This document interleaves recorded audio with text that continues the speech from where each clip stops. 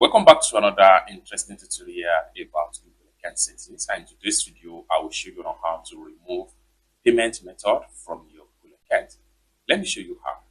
Very first thing you want to do is to go ahead and open up your phone settings. After you open up your phone settings, scroll down right here.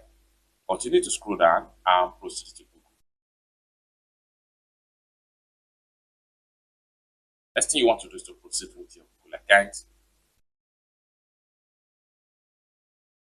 Click on your Google account.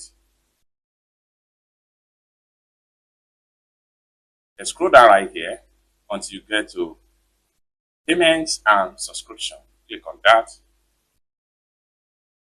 Next thing you want to do is to go ahead and click on the payment method you want to remove. Next thing you want to do is to go ahead and click on the detail. The next thing you want to do is come down below right here and click on remove payment method.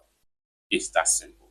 For more tutorial tips and tricks on how to use your Google account, consider to subscribe. Thank you so much for watching, and I hope to see you in my next video.